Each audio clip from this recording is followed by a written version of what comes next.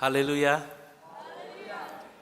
Puji Tuhan, saya sampaikan selamat pagi dan salam sejahtera dalam Tuhan kita Yesus Kristus. Sungguh kita bersyukur kita boleh kembali bersama-sama beribadah, menikmati persekutuan dengan Tuhan dan dengan sesama orang percaya. Mari pagi ini kita akan membaca dari Injil Lukas pasal 20 ayat 20 sampai ayat yang ke-26.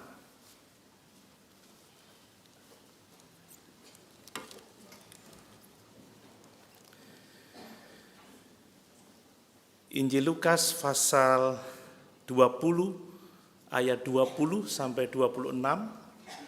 Saya membaca untuk kita sekalian. Demikian firman Tuhan. Diberi judul perikop tentang membayar pajak kepada kaisar. Ayat 20. Ahli-ahli Taurat dan imam-imam kepala mengamat-amati Yesus.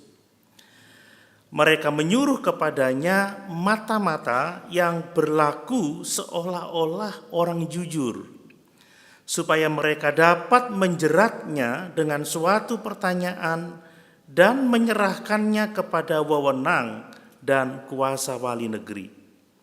Orang-orang itu mengajukan pertanyaan ini kepadanya, "Guru, kami tahu bahwa segala perkataan dan pengajaranmu benar, engkau tidak mencari muka, melainkan dengan jujur mengajarkan jalan Allah.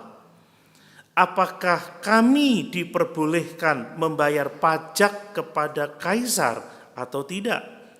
Tetapi Yesus mengetahui maksud mereka yang licik itu, lalu berkata kepada mereka, "Tunjukkanlah kepadaku suatu dinar. Gambar dan tulisan siapakah ada padanya?" Jawab mereka, "Gambar dan tulisan kaisar." Lalu kata Yesus kepada mereka, "Kalau begitu, berikanlah kepada kaisar apa yang wajib kamu berikan kepada kaisar, dan kepada Allah apa yang wajib kamu berikan kepada Allah." Dan mereka tidak dapat menjerat dia dalam perkataannya di depan orang banyak. Mereka heran akan jawabnya itu dan mereka diam. Haleluya. Bapak Ibu Saudara yang dikasihi oleh Tuhan, kisah ini menunjukkan kepada kita 3 pelajaran yang sangat penting. Yang pertama adalah tentang kemunafikan. Kita telah membaca di sana bagaimana pemimpin-pemimpin agama Yahudi ini menyuruh mata-mata untuk menjerat Yesus. Mereka disuruh untuk berpura-pura jujur. Ya, seolah-olah orang jujur tetapi niat hatinya ini jahat, ingin menjebak Yesus supaya Yesus ditangkap, dipenjarakan, bahkan kalau bisa dibunuh, Saudara. Karena Yesus adalah dianggap sebagai guru yang merepotkan mereka.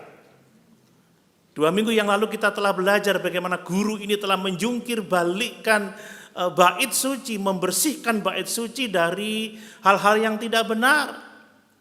Dan bagaimana dia menegur orang-orang Farisi, pemimpin-pemimpin agama melalui perumpamaan tentang pemilik kebun anggur atau penggarap-penggarap kebun anggur itu. Saudara, ini bicara tentang kemunafikan. Bicara tentang tipu muslihat, pura-pura baik tetapi tujuannya jahat. Nah, kemudian ayat-ayat ini juga berbicara tentang apa? Tentang pemerintah dan tentang Tuhan. Yesus mengatakan apa terhadap pertanyaan mereka? Bahwa kamu harus memberikan kepada kaisar apa yang wajib kamu berikan kepada kaisar, dan kepada Allah apa yang wajib kamu berikan kepada Allah. Saudara, ada 2 otoritas yang Tuhan berikan dalam kehidupan kita. Yang pertama-tama adalah pemerintah dalam konteks ini. Amin Bapak Ibu. Yang kedua adalah Allah. Dan Allah adalah otoritas yang lebih tinggi dari otoritas pemerintah. Nah, melalui ayat-ayat ini Saudara, kita akan belajar bersama-sama bahwa kita harus waspada terhadap bahaya kemunafikan. Amin. Amin Bapak Ibu. Kita harus waspada terhadap bahaya kemunafikan dan kita harus menjadi orang-orang yang tunduk pada otoritas yang ada di atas kita. Tunduk kepada pemerintah, lebih dari itu tunduk kepada Allah yang telah menciptakan segala sesuatu dan yang mengatur segala sesuatu. Ini kebenaran yang sangat penting supaya hidup kita dalam menantikan kedatangan Tuhan menjadi hormat dan kemuliaan bagi nama Tuhan. Amin. Mari kita akan melihat ketiga hal ini saudara, tentang bahaya kemunafikan. Jangan sampai ada di antara kita yang jadi munafik. Mari kita bertanggung jawab kepada pemerintah, otoritas di atas kita. Dan lebih dari itu kita harus bertanggung jawab kepada Tuhan yang berkuasa atas alam semesta ini. Nah, saya mau memberikan sedikit konteks dari kisah ini ya. Saudara, kita tahu bahwa orang-orang Yahudi, pemimpin-pemimpin agama Yahudi yang terutama orang-orang Farisi, ahli-ahli Taurat, mereka begitu membenci Yesus sebab otoritasnya. Sebab dia menjadi guru yang membahayakan posisi mereka, yang membahayakan otoritas mereka. Sehingga mereka berusaha untuk menjatuhkan Yesus, berusaha untuk membunuh Yesus bahkan saudara. Pada waktu itu ada dua kelompok pemimpin-pemimpin agama Yahudi yang berbeda pendapat sebenarnya. Yang pertama adalah disebut sebagai kelompok Herodian. Herodian ini adalah orang-orang yang mendukung kepemimpinan Herodes dalam memerintah Israel.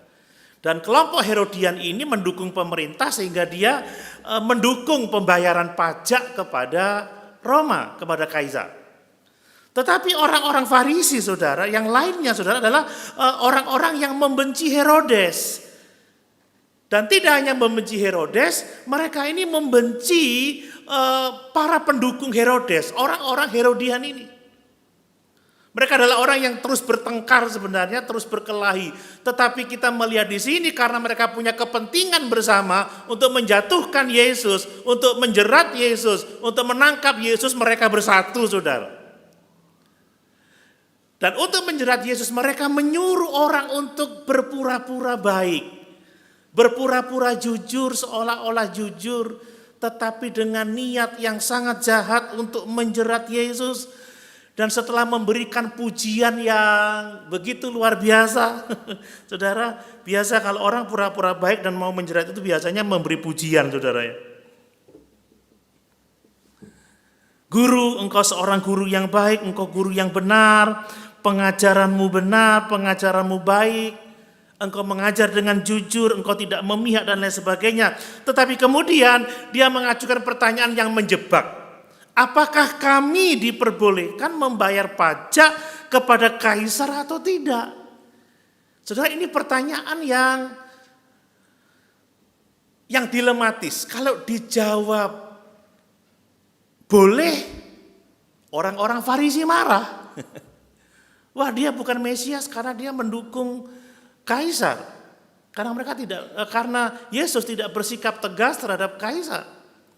Tentunya dia bukan Mesias. Ini pertanyaan yang dilematis. Kalau dijawab tidak boleh, kaum Herodian segera menangkap Yesus atau melaporkannya kepada pemerintah sebab sedang mengatakan pemberontakan bahwa bangsa Yahudi tidak boleh membayar pajak kepada kaisar. Mereka berpikir sudah akan berhasil menjerat Yesus. Tetapi Allah kita Allah yang maha bijaksana. Amin saudara. Jawaban Yesus sangat mengejutkan saudara. Maka sungguh luar biasa kita seharusnya mengagumi Tuhan Allah kita ini saudara ya. Terhadap pertanyaan itu dia meminta suatu dinar uang saudara. Itu adalah mata uang orang-orang Roma pada waktu itu. Itu berbicara mengenai alat jual beli pada waktu itu. Ya. Kemudian dia begini, dia berkata seperti ini. Ada gambar siapakah dalam dinar itu? Dia berkata gambar kaisar. Lalu Yesus menjawab mereka, kalau demikian berikan kepada kaisar apa yang menjadi milik kaisar, tetapi berikan kepada Allah apa yang menjadi milik Allah. Saudara, mereka tidak berhasil menjerat Yesus. Amin. Ini luar biasa, saudara. Dengan perkataan itu dia mau mengatakan kepada pemimpin-pemimpin agama bahwa Allah telah menetapkan dua otoritas yang harus ditaati. Otoritas yang sah, di mana semua orang harus bertanggung jawab kepada otoritas itu. Namun demikian saudara, seringkali ketika ada konflik di dalamnya, ketika kita harus dibenturkan antara ketaatan kepada otoritas pemerintah atau Allah, maka kita harus memilih Allah sebab Allah lebih tinggi di atas segala-galanya. Amin. Ini otoritas yang harus sama-sama ditaati, tetapi kalau terjadi konflik antara dua otoritas ini, misalkan pemerintah menuntut kita, meminta kita untuk untuk menentang firman Tuhan, maka kita harus memilih Allah. Seperti ketika Petrus ditangkap dan dilarang untuk memberitakan Injil, maka apa kata Petrus? Coba kamu pikir saudara-saudara, kita harus taat kepada manusia atau taat kepada Allah? Dan Petrus menegaskan bahwa sebagai hamba-hamba Allah, kita harus taat kepada Allah, saudara. Yesus menunjukkan kebenaran ini supaya kita memahami otoritas di atas kita. Dan lebih dari itu dia mau mengatakan otoritas di atas segala otoritas adalah Allah Bapa yang mengasihi kita. Amin. Yesus mengatakan bahwa di atas kaisar itu adalah Tuhan. Kita tidak boleh karena kewajiban kepada kaisar, lalu kita mengabaikan kewajiban kita kepada Tuhan. Ini kan soal membayar pajak. Berikan kepada kaisar apa yang menjadi milik kaisar, tetapi berikan kepada Allah apa yang menjadi milik Allah. Mari saudara, dimulai dari kemunafikan untuk menjerat Yesus, lalu Yesus memberi jawaban yang mengajar kepada kita tentang dua otoritas yang harus kita taati, pemerintah dan Tuhan. Dan kalau terjadi konflik, kita tahu bahwa Tuhanlah otoritas yang tertinggi, yang terutama, yang harus kita taati dalam hidup ini. Karena dialah pencipta segala sesuatu, karena dialah yang mengatur segala sesuatu untuk kebaikan dan untuk kemuliaannya sendiri. Amin. Mari kita belajar ketiga hal ini, saudara. Yang pertama kita akan belajar mengenai kemunafikan. Saudara, kemunafikan itu dosa yang sangat berbahaya, juga termasuk dosa yang sangat bodoh, saudara. Ya, coba, mengapa ini menjadi dosa yang sangat berbahaya dan dosa yang sangat bodoh? Lukas menyatakan bahwa para pemimpin agama ini mengirim mata-mata untuk bertindak seolah-olah seorang yang jujur, seorang yang baik, seorang yang tulus, tetapi punya niat jahat di dalam hatinya untuk menyerahkan Yesus kepada wali negeri untuk dihakimi. Ini bicara tentang kemunafikan.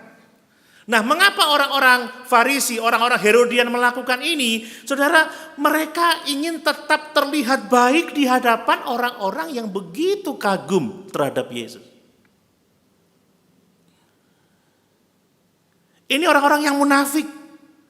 Merekalah yang sebenarnya yang berupaya untuk menjerat Yesus, menjatuhkan Yesus, bahkan membunuh Yesus, tetapi tetap mau kelihatan baik di depan orang-orang yang begitu simpati terhadap Yesus. Kalau terjadi penangkapan Yesus, mereka akan mengatakan, itu bukan saya tidak melakukannya, kami tidak berbuat itu. Dan dengan sengaja mereka akan membiarkan Yesus ditangkap dan dipenjarakan oleh wali negeri. Saudara, yang menjadi ironis orang munafik ini menyuruh mata-matanya untuk menyanjung-nyanjung Yesus. Saudara, mereka tidak percaya kepada sanjungan kepada Yesus sekalipun apa yang dia katakan itu benar, saudara. Ini sesuatu yang ironis sekali. Guru, aku tahu perkataanmu benar, pengajaranmu benar, engkau tidak mencari muka. Dengan jujur engkau mengajarkan jalan Allah, dia mengatakan satu sanjungan tetapi dia tidak mempercayai apa yang dikatakannya. Seandainya dia percaya pada apa yang dikatakannya, tentunya orang-orang Farisi, ahli-ahli Taurat, saudara, guru Yahudi atau pemimpin agama Yahudi ini, tentunya mereka akan percaya Yesus, mereka akan mengikuti Yesus. Masa saudara nggak mau ngikut pribadi yang perkataannya benar, yang pengajarannya benar, yang tidak memihak, yang mengajarkan jalan Allah dengan jujur? Ini bahayanya kemunafikan, saudara. Seorang munafik yang mengatakan pujian sanjungan ini, kalau dia percaya pada apa yang dikatakannya, tentunya dia akan datang kepada Yesus untuk menerimanya sebagai Tuhan dan Juru Selamat secara pribadi. Saudara, ini adalah peringatan bagi kita. Jangan sampai kita terjebak pada kemunafikan pemimpin-pemimpin agama Yahudi yang ingin terlihat baik di hadapan manusia, tetapi sesungguhnya hidupnya jahat, hidupnya tidak benar. Dan jangan sampai kita mengerti kebenaran tetapi kita tidak mau mempercayainya. Banyak orang yang ngerti kebenaran tetapi tidak percaya sehingga dia tidak melakukan kebenaran dengan sungguh-sungguh. Dan orang yang seperti ini kita tahu akhir hidupnya, dia akan menerima penghakiman Allah, yaitu penghukuman kekal untuk selama-lamanya. Coba perhatikan saudara, kemunafikan itu adalah dosa yang sangat berbahaya. Kenapa sangat berbahaya? Karena semua orang, setiap orang, saudara dan saya juga, saya mau tekankan saya juga, kita ini cenderung untuk menjadi munafik. Ayo coba, siapa yang tidak ingin kelihatan baik? Yang tidak ingin kelihatan benar. Sekalipun mungkin kita tidak sebaik yang kita kesankan, tidak sebenar yang kita kesankan, tapi kita mau bersikap supaya dilihat oleh orang, wah saya baik, saya benar, saya jujur. Ini bahayanya kemunafikan. Setiap orang ini, saudara, akan cenderung terjatuh dalam dosa kemunafikan ini. Ya, kita mudah saja mencemooh orang-orang Farisi, ahli-ahli Taurat karena kemunafikan mereka. Tetapi dengan rendah hati kita harus mau melihat ke dalam diri kita sendiri. Kita mau jujur bahwa sebenarnya kita rentan juga terhadap dosa kemunafikan ini. Saudara, dosa ini sepertinya terus mengintip di pintu hati kita. Dan sewaktu-waktu kita bisa terjatuh di dalamnya, saudara. Ya, kita ini sekali lagi cenderung ingin terlihat baik di hadapan orang, sementara kita lupa bahwa sesungguhnya Tuhan itu melihat apa yang kita lakukan. Amin. Ini dosa kemunafikan. Saudara, tidak hanya jemaat, pendeta juga, pelayan juga. Kalau jemaat ingin terlihat baik di depan pendetanya, tapi Tuhan melihat kehidupannya yang sebenarnya. Demikian juga sebaliknya. Ini cerita dulu ya, ini hanya contoh saja, saudara. Suatu waktu saya ketemu dengan seorang jemaat sedang merokok, saudara. Asik sekali. Dia tiba-tiba lihat saya, masuk kantong, saudara, rokoknya itu. Saya nggak bisa bayangkan, waduh, kalau nggak langsung mati apinya itu, pulang-pulang dia beli Hansaplast itu. Lihat, apa yang terjadi? Dia mau terlihat baik di hadapan saya. Tetapi dia lupa bahwa Tuhan melihat bahwa dia itu merokok.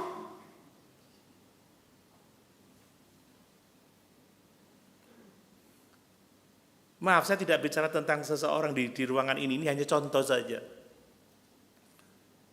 Atau mungkin seorang yang sedang meminum minuman keras, ketika lihat pendeta lalu boom. Kelihatan baik. Tapi sebenarnya Tuhan tahu apa yang dilakukannya. Dan setiap orang punya kecenderungan itu. Coba kalau kita tampil di hadapan orang, berjumpa dengan orang, selamat pagi, apa kabar, peluk, cipika, tapi hatinya belum tentu seperti yang ditunjukkannya dalam sikapnya, saudara. Bahkan kadang ada kalanya ada niat jahat untuk menghancurkan. Saudara, ini bahaya karena setiap orang cenderung juga mengalami kejatuhan dalam hal ini. Nah, pendeta juga, pengkhotbah juga, saudara ya.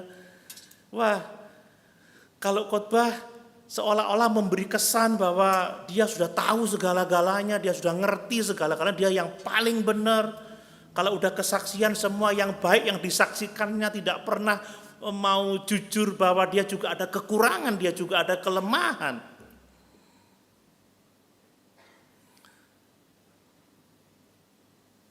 Saudara, ini kalau enggak bahaya, enggak hati-hati bahaya ini saudara. Wah, kesaksiannya kayak luar biasa. Wah, saya kemarin begini, saya melakukan ini, padahal belum tentu itu benar. Memberi kesan seolah-olah dia baik, seolah-olah dia mengetahui segala sesuatu, seolah-olah dia melakukan hal yang luar biasa, tetapi sesungguhnya Tuhan tahu yang sesungguhnya apa yang dihidupinnya.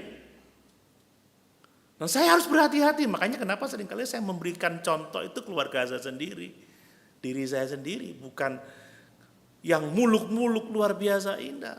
Saya harus jujur bahwa saya ada banyak kegagalan di sana sini juga.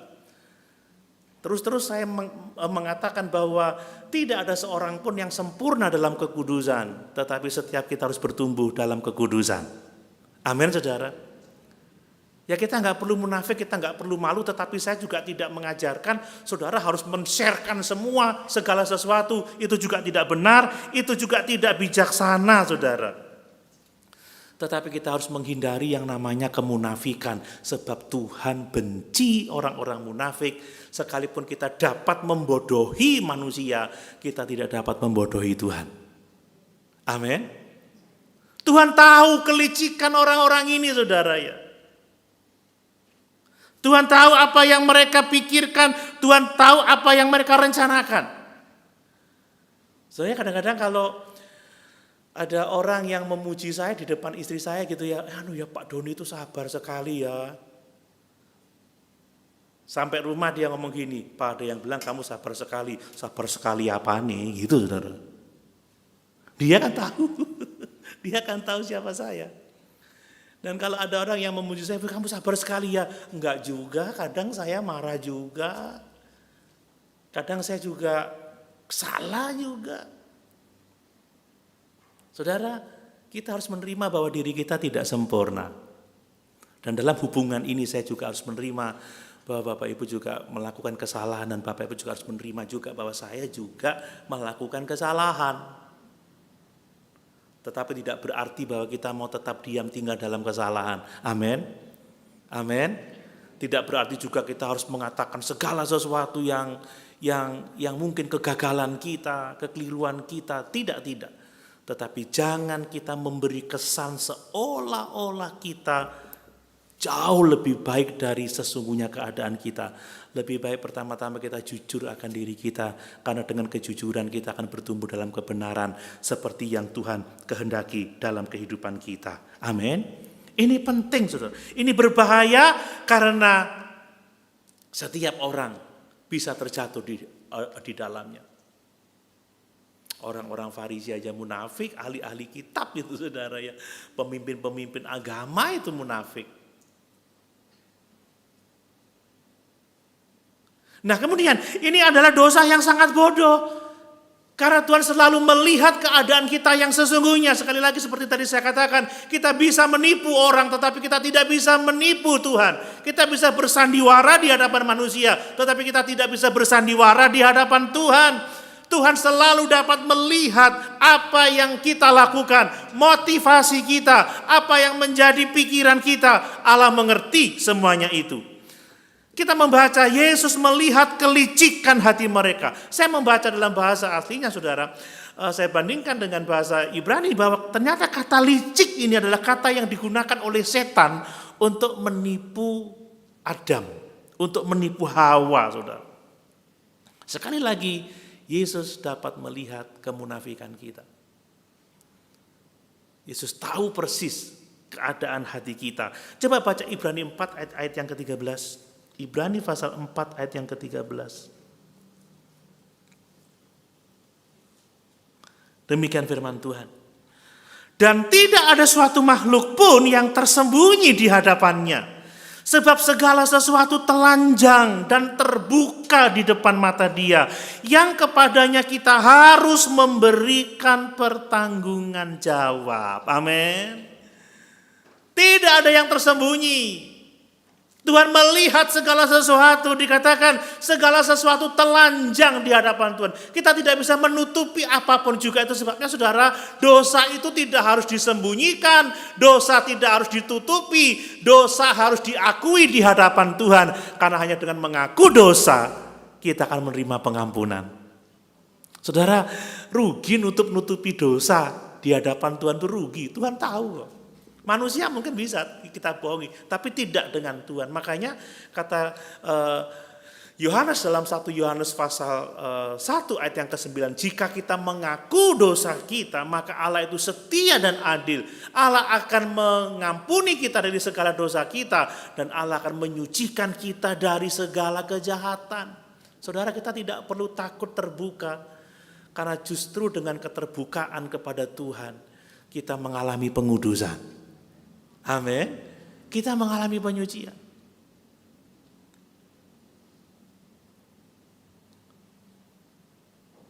Hati-hati dengan hal yang seperti ini. Waduh, kalau ketemu pagi, tapi di belakang jahat sama orang lain. Pura-pura ngomong, bertanya seolah-olah tulus, tapi mau menjebak, saudara. Ini hal yang sangat-sangat mengerikan.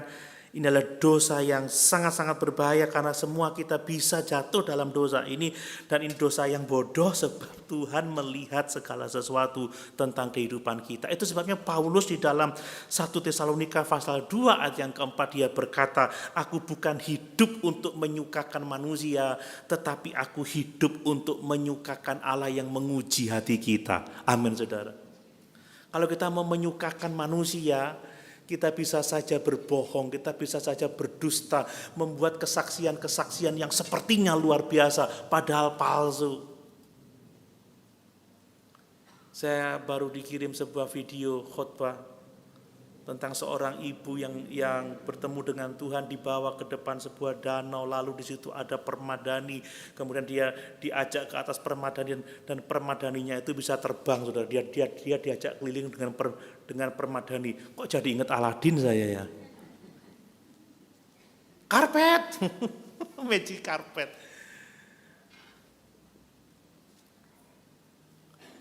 Saya berpikir, waduh, kalau orang yang tidak berpikir biblical, saudara ya, yang enggak menjadikan Alkitab sebagai hakim dari semua kebenaran yang kita terima, kita mudah dibohongi.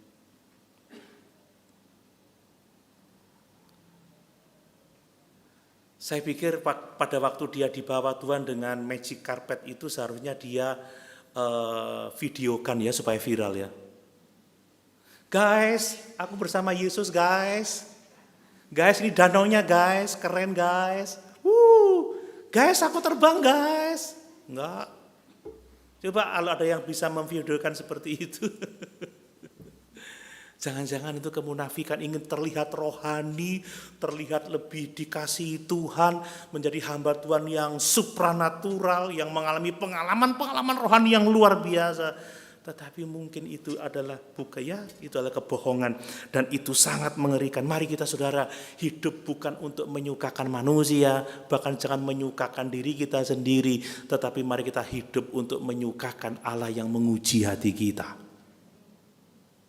Ini kehidupan yang sangat penting. Mari kita belajar dari kepura-puraan orang-orang yang beragama ini, pemimpin-pemimpin agama ini, bahwa terkadang kita bisa membodohi manusia, tetapi tidak bisa membohongi Tuhan. Yesus tahu hati kita, Tuhan tahu apa yang ada dalam kehidupan kita. Mari kita waspada terhadap dosa ini, supaya kita hidup damai sejahtera dengan Tuhan dan orang-orang yang ada di sekitar kita. Amin. Itu tentang kemunafikan.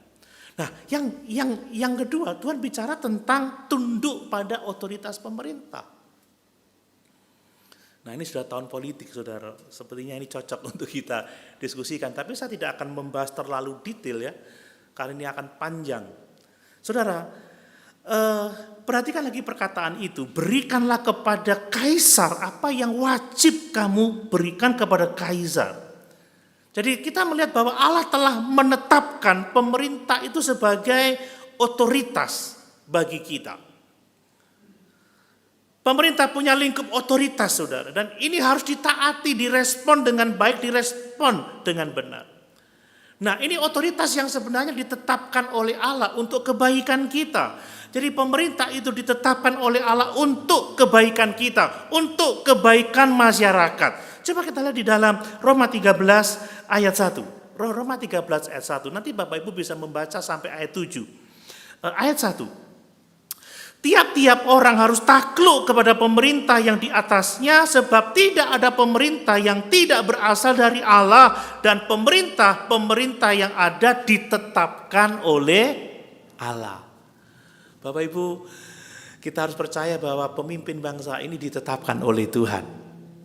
Siapapun yang jadi ditetapkan oleh Tuhan. Mungkin kita pandang itu yang kita sukai atau yang tidak kita sukai, yang kita pandang baik, yang kita pandang tidak baik, tetapi kalau orang bisa memerintah, itu adalah karena pekerjaan Tuhan. Amin Bapak Ibu. Kita harus percaya bahwa Allah yang berdaulat atas segala sesuatu, termasuk atas bangsa kita, atas seluruh alam semesta ini. Apapun yang terjadi di bangsa kita ini ada dalam kendali Tuhan. Kalau Tuhan tidak mengendalikan segala sesuatu, dia bukan Tuhan, saudara. Kalau Tuhan bisa terkejut dengan kejadian-kejadian di dunia ini, loh kok bisa dia jadi? Berarti dia bukan Tuhan, berarti ada kekuasaan lain atau kekuatan lain yang setara dengan dia. Yang kita tahu apapun yang terjadi itu ada dalam kendali Tuhan. Siapapun itu, hanya kita harus benar-benar mengetahui kehendak Tuhan, kita harus bagaimana terhadap pemerintah yang ada di atas kita, saudara. Dan kalau kita membaca ayat yang keempat dari Roma pasal yang ke-13, kita melihat bahwa pemerintah itu adalah hamba Allah untuk kebaikan kita, hamba Allah untuk kebaikan masyarakat. Dan pada waktu Paulus menulis surat ini kepada jemaat di Roma, yang jadi kaisar itu Kaisar Nero, saudara. Kaisar yang tidak bertuhan, kaisar yang sangat jahat, kaisar yang telah mendatangkan begitu banyak penderitaan bagi orang-orang percaya. Tetapi terhadap pemerintahan yang seperti itu, Paulus mengatakan kita harus tunduk kepada pemerintah. Nah, melalui teks ini kita harus menyimpulkan bahwa kita tidak bebas. Kita terikat untuk takluk kepada pemerintah yang ditetapkan oleh Allah. Kita tidak bisa memberontak sekalipun mungkin pemerintahan itu pemerintahan yang jahat. Kecuali kalau pemerintah dengan terang-terangan meminta kita untuk melanggar hukum Allah. Amin Bapak Ibu. Kalau pemerintah sudah menyuruh kita melanggar hukum Allah, tidak lagi berdoa, tidak lagi menyembah Yesus, tidak lagi memuliakan Yesus. Nah ini lain cerita, seperti Petrus. Aku harus taat kepada Allah, lebih dari kepada manusia, lebih dari kepada siapapun juga. Saudara, selagi kita masih tidak diminta untuk menyangkal Tuhan, kita masih harus tunduk sekalipun bagaimanapun pemerintahannya itu. Tapi kalau pengajarannya, kalau sudah aturannya sudah membuat kita melawan Allah, memberontak kepada kebenaran, nah itu lain cerita. Nah saudara, pemerintah itu harus mengutamakan kebaikan rakyatnya dengan cara apa? Pemerintah itu mengusahakan keadilan bagi semua warga negaranya. Amin. Dia diberi pedang, diberi senjata untuk menghukum para pelaku kejahatan. Kalau pemerintah dapat menjunjung tinggi keadilan, bertindak sesuai dengan hukum yang baik, saudara, terutama untuk membela masyarakat yang lemah, yang disebut minor, nah itu baru saudara, ini luar biasa. Tetapi sekalipun pemerintah mungkin korup, pemerintah mungkin gagal, saudara, kita tetap harus hormat, sebab di dalam semuanya itu pemerintah ada di bawah penghakiman Allah. Amin. Amin. Saudara, kalau kita ditindas, jangan marah, saudara, itu hak Allah menghakimi orang yang menindas kita. Pembalasan itu bukan hak kita. Pembalasan itu adalah hak Allah. Biar aja. Yang penting kita tidak disuruh menghujat Yesus. Kan seperti itu. Kita harus mendukung, menghormati, takluk, tunduk. Sebab itu kehendak Allah untuk kebaikan kita. Dan kalaupun ada yang korup, ada yang menindas, ada yang jahat, ingat mereka ada di bawah penghakiman Allah. Mereka satu waktu akan mempertanggungjawabkan apa yang mereka lakukan di hadapan Allah. Sebab Allah menetapkan mereka untuk mengusahakan keadilan bagi seluruh warganya. Nah, pemerintah juga harus menciptakan kedamaian, saudara. Dan rasa percaya dalam masyarakat seorang akan yang lain, saudara.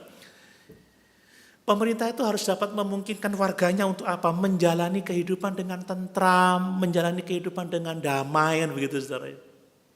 Saya sedang mengikuti Timur Tengah sekarang. Israel sedang konflik dengan Gaza. 800 sekian rudal diarahkan ke sana. Sudah ada korban meninggal, ada korban parah, ternyata juga lolos itu beberapa roket itu masuk. Saudara, pemerintah harus bisa menjaga kita dari hal-hal seperti itu. Amin, saudara. Dan ini yang harus membuat kita menghormati mereka. Ini dikehendaki oleh Tuhan. Harus melindungi warganya. Ia harus menjamin kebebasan kita untuk beribadah, untuk memuliakan Tuhan. Dan bahkan pemerintah ini tidak gampang, harus melakukan hubungan internasional supaya tidak seperti yang terjadi Rusia menyerang Ukraina dan lain sebagainya. Kalau kita terjadi misalkan ada bangsa lain yang menyerang kita dengan rudal-rudal seperti itu, wah bahaya, saudara. Bahaya, jangan sampai. Nah, ini adalah tanggung jawab pemerintah yang sangat besar. Dan sejak Allah menetapkan pemerintah untuk kebaikan kita, untuk mengupayakan kesejahteraan kita, maka kita punya tanggung jawab yang harus kita lakukan terhadap pemerintah. Kita harus hormat, kita harus tunduk, takluk, dan kita harus mau bekerja bersama-sama pemerintah untuk kesejahteraan bangsa ini. Makanya saudara, gereja ini harus berpartisipasi. Kita jangan menarik diri, tetapi justru seharusnya kita harus berpartisipasi. Apalagi kita ini gereja di kota loh, saudara ya. Kalau ada misalkan program pemerintah untuk pengentasan kemiskinan, program pemerintah untuk kebersihan, untuk kesehatan lingkungan, untuk membantu orang-orang yang membutuhkan, seharusnya kita muncul, saudara ya. Bukan untuk cari muka, tetapi itu tanggung jawab kita. Amin, Bapak Ibu. Kita harus mau melakukan itu. Untuk apa? Untuk hormat dan kemuliaan bagi Tuhan Allah kita. Ingat, kita adalah garam dan terang dunia. Kalau kita tidak mau melakukan itu, kita tidak bisa mengikuti perintah Tuhan ini. Ini satu bagian yang sangat penting untuk kita lakukan, saudara. Ini penting. Ada bagian kita. Bagian kita apa, saudara? Di antaranya adalah menghormati pemerintah, bekerja sama dengan dia. Kita punya potensi apa? Kita punya kesanggupan apa, saudara? Coba kita lihat di dalam 1 Petrus pasal 2 ayat 13 dan 14. 1 Petrus 2 ayat 13 dan 14, tunduklah karena Allah kepada semua lembaga manusia, baik kepada raja sebagai pemegang kekuasaan yang tertinggi, maupun kepada wali-wali yang diutusnya untuk menghukum orang-orang yang berbuat jahat dan menghormati orang-orang yang berbuat baik. Tunduklah dalam artian mensupport hal-hal baik yang mereka kerjakan untuk kesejahteraan warganya. Tetapi ketika pemerintah menyalahi tugasnya dan memaksa kita untuk melakukan kejahatan, untuk tidak mentaati Tuhan, maka sekali lagi kita harus lebih mentaati Tuhan daripada pemerintah. Ingat Daniel, Sadrak, Mesak, dan Abednego. Ketika Daniel disuruh untuk menyembah patung itu, Sadrak, Mesak, dan Abednego disuruh untuk menyembah patung itu, mereka memilih masuk ke dalam perapian yang menyala-nyala daripada harus menyembah berhala-berhala. Amin. Daniel lebih baik dibuang di goa singa daripada harus melawan Tuhan yang berkuasa atas segala sesuatu.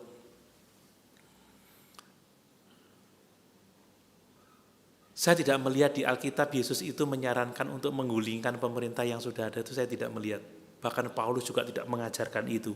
Tetapi kalau ada yang korup, ada yang tidak benar, ada yang melakukan kejahatan, saudara, kita harus tetap menghormati Tuhan dan mengambil resiko sekalipun ada bahaya yang menghadang di depan kita. Amin. Nah, kemudian kita juga harus menghormati pemimpin bila mungkin. Kenapa saya katakan bila mungkin? Ya. Bila mungkin dalam artian kalau mereka memaksa kita untuk melakukan kejahatan, kita tidak mungkin akan menghormati mereka. Yesus menyebut Herodes sebagai serigala loh, saudara ya. Coba lihat Lukas 13 ayat 32. Lukas 13 ayat 32. Jadi kalau yang gitu kita harus punya ketegasan.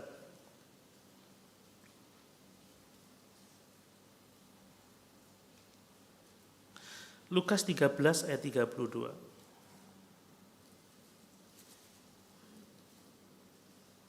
Perhatikan firman Tuhan. Pada waktu itu datanglah beberapa orang Farisi dan berkata kepada Yesus, "Pergilah, tinggalkanlah tempat ini karena Herodes hendak membunuh engkau." Jawab Yesus kepada mereka, "Pergilah dan katakanlah kepada si serigala." Ini korup betul. Yesus mengatakan kepada si serigala itu, "Aku mengusir setan dan menyembuhkan orang pada hari ini dan besok, dan pada hari yang ketiga aku akan selesai." Tidak hanya itu, saudara ya, Yohanes Pembaptis menegur Herodes sampai dia dipenggal kepalanya, saudara. Tapi kita harus menghormati setiap pemimpin, setiap pemerintah, asal jangan membuat kita meninggalkan Yesus. Amin. Amin. Kita harus setia kepada Tuhan lebih dari segala-galanya. Dan kita harus mendukung pemerintah dengan cara apa? Membayar pajak yang menjadi hak pemerintah. Nah, ini soal membayar pajak ini mungkin jadi pergumulan banyak orang, saudara.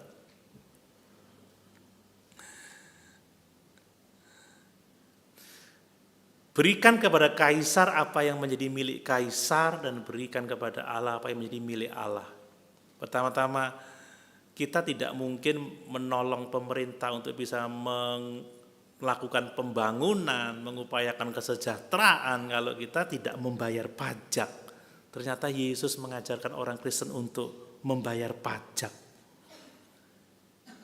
Ini hak pemerintah karena dia ditetapkan oleh Allah untuk mengatur, dan tanpa biaya mereka tidak bisa melakukan itu. Coba kita lihat Roma 13 ayat yang ke-7. Roma 13 ayat yang ke-7.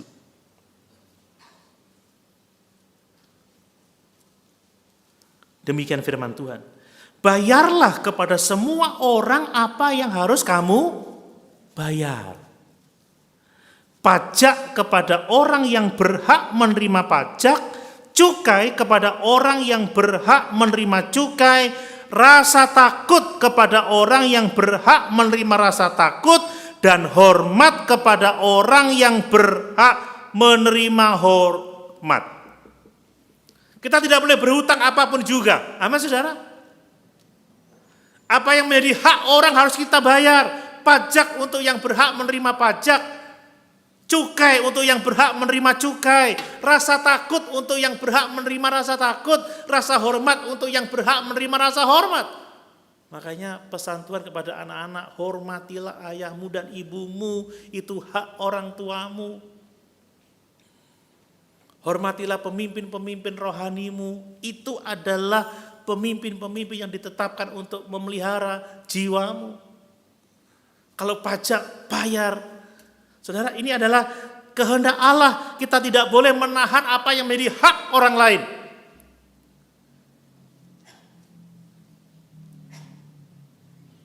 Nah, kalau sudah tidak mau hormat pimpinannya, ya nggak usah tinggal di situ lah, kan begitu.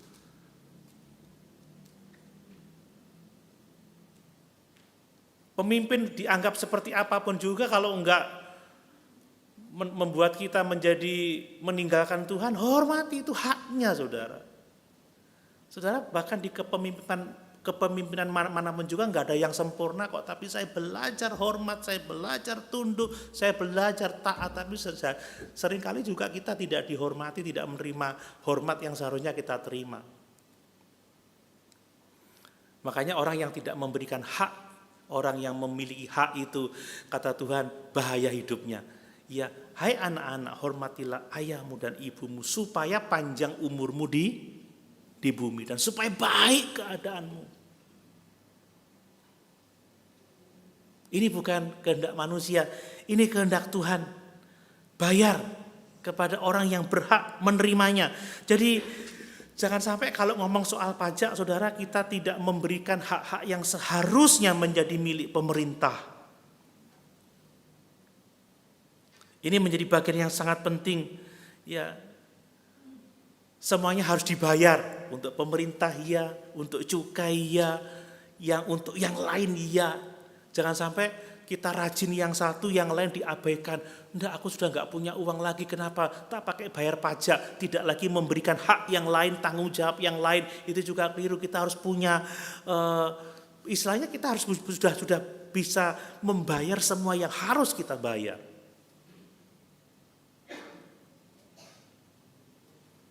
Kalau kita tidak melakukan itu, kita bukan orang-orang yang mengikuti Tuhan dengan benar. Amin, saudara. Amin. Dan kita tidak boleh tidak membayar pajak karena orang lain tidak melakukannya. Itu gak bayar, aku juga tidak bayar. Atau kita tidak boleh mencurangi pajak kita karena kita tidak setuju dengan pemerintah. Ini yang saya lihat tidak hanya di kehidupan sekuler ya, tetapi karena pengelolaannya kurang baik, tak tahan sebagian dari kewajibanku. Oh, enggak bisa, aku tak kelola sendiri, enggak bisa seperti itu juga. Karena kalau ketahuan pemerintah kita tidak membayar dengan benar, waduh, dendanya ngeri, saudara. Ya, kadang orang begitu, aku enggak kasih bagianku, aku enggak percaya penggunaannya. Saudara, orang yang tidak bertanggung jawab atas apa yang dipercayakan kepada Tuhan, dia ada di bawah penghakiman Allah. Amin. Dan jangan sampai kita bertindak seolah-olah kita seperti Tuhan mau menghakimi orang itu. Ingat, pembalasan itu hak Tuhan, penghakiman itu hak Tuhan. Tapi jauhkan, hindarkan diri kita dari penghakiman Allah karena kita tidak membayar apa yang pantas, yang harus kita bayar.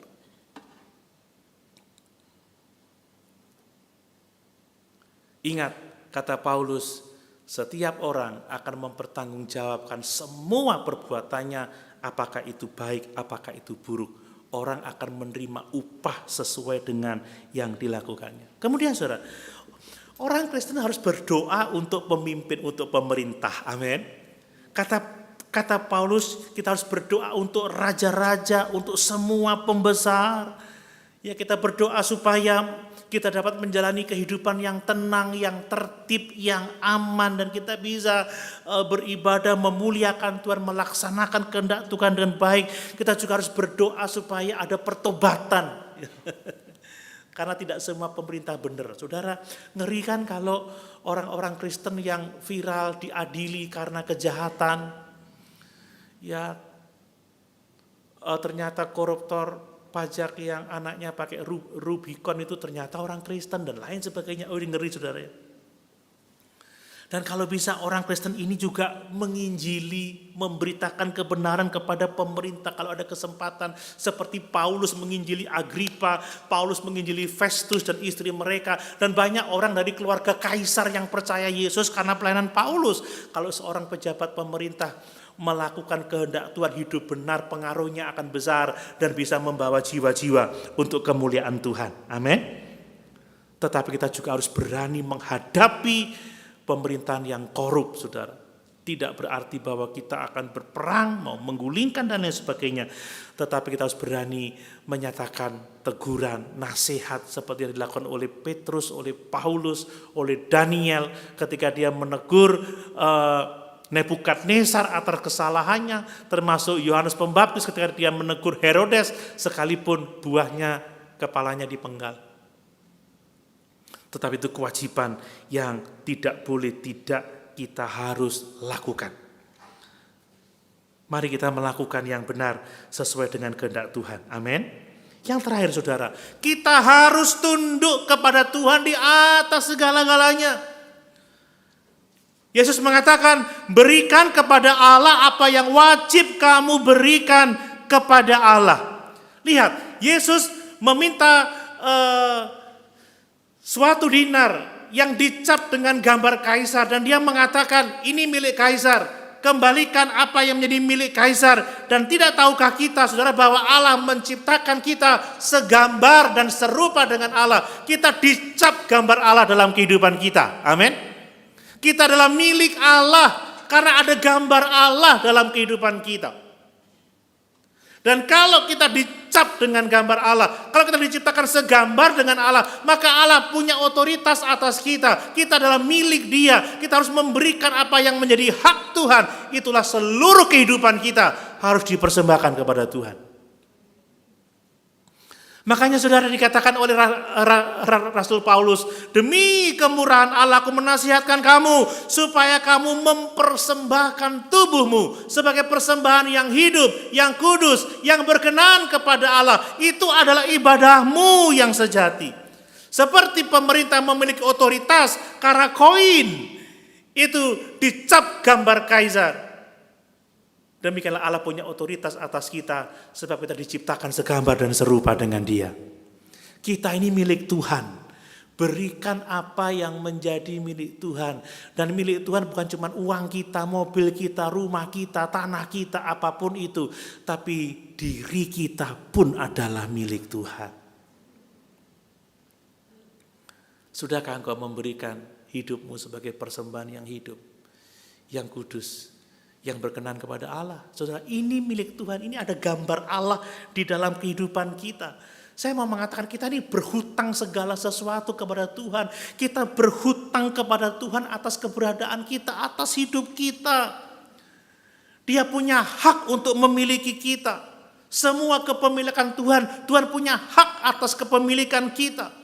Dia punya hak atas hidup kita. Dia punya hak atas uang kita. Dia punya hak atas harta benda kita. Dia punya hak atas waktu kita.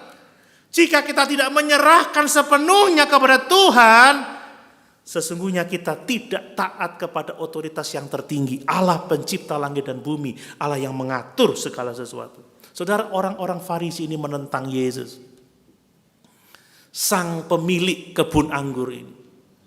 Orang-orang ini menentang Yesus, sang anak ahli waris. Mereka menolak Yesus dan membunuh Yesus. Tetapi kita belajar minggu yang lalu, Allah tidak pernah gagal dalam rencananya. Dan setiap orang yang menentang Allah, yang tidak memberikan apa yang menjadi hak Allah, akan dibinasakan, akan dihancurkan dalam penghukuman kekal untuk selama-lamanya. Orang yang datang kepada Yesus bukan untuk taat kepada Yesus, tetapi untuk mencari kepentingannya sendiri. Saudara, orang ini punya masalah otoritas dengan Tuhan. Iya kan? Kita ini biasanya datang kepada Tuhan, apa yang Tuhan dapat berikan untuk saya? Saudara, Tuhan sudah memberikan segala sesuatu untuk kita. Bahkan kita berhutang atas keberadaan kita. Orang yang mencari Tuhan karena kita tahu Dia otoritas di atas kita. Dia harus Allah yang kita layani. Dia adalah Allah yang harus kita layani, yang harus kita sembah, yang harus kita puji, dan yang harus menerima segala persembahan. Sebab semuanya adalah milik Tuhan jika kita datang untuk tarik-menarik dengan Tuhan soal kepemilikan hidup kita dan segala sesuatu yang ada pada kita. Saudara, sesungguhnya kita hidup di jalan kita sendiri dan kita harus hati-hati, saudara. Sebab Tuhan tahu apa yang ada di dalam hati kita. Lalu prinsipnya apa, saudara? Bahwa kita harus menyerahkan seluruh hidup kita kepada kedaulatan Tuhan yang mutlak itu, saudara. Allah lah yang menciptakan segala sesuatu. Dia yang memiliki segala sesuatu. Dia yang mengangkat pemerintah. Dia juga yang menurunkan pemerintah. Dia yang maha tinggi. Dia yang maha kuasa di atas alam semesta. Dan Dia memberikan kepada siapa Dia mau memberikan itu, saudara. Dan itu harus menjadi pegangan dalam kehidupan kita. Kita tidak boleh menentang otoritas Tuhan atas kehidupan kita. Kita harus tunduk kepadanya dan memberikan apa yang menjadi haknya. Amin. Saudara, satu waktu kita akan berurusan dengan Tuhan. Setiap hari kita berurusan dengan Tuhan, tapi satu waktu kita akan menghadap tahta kemuliaan Allah. Kita harus mempertanggungjawabkan segala sesuatu yang telah kita lakukan. Bahkan saat ini saudara, Dia memeriksa hati kita. Apakah kita benar-benar tulus? Apakah kita benar-benar mempercayai Dia? Dan apakah kita benar-benar tunduk pada kedaulatannya itu? Mari berikan kepada Kaisar apa yang menjadi milik Kaisar, tetapi berikan kepada Tuhan segala sesuatu yang menjadi milik Tuhan. Itulah seluruh hidup kita dan apa yang ada dalam diri kita. Amin. Sama-sama kita berdiri.